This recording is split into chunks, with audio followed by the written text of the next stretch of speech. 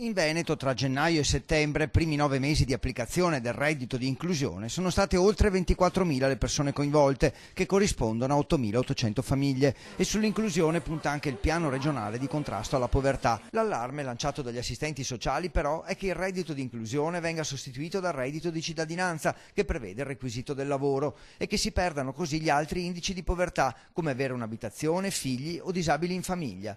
Di certo in Veneto la percentuale di povertà è cresciuta dal 3,2 del 2011 al 6,5% del 2017. La media nazionale è lontana, al 12%, ma occorre molta attenzione. Per evitare che arrivino fondi o sussidi e creino, e c'è un alto rischio quindi, una mentalità assistenzialistica. A Padova e provincia, ad esempio, sono arrivate oltre 1.500 domande, delle quali ne sono state accolte 548, ovvero il 36%. Di queste solo il 15% è stato inviato direttamente al centro per l'impiego per cercare un lavoro. Gli altri prima dovevano superare emergenze di educazione, casa e cure sanitarie.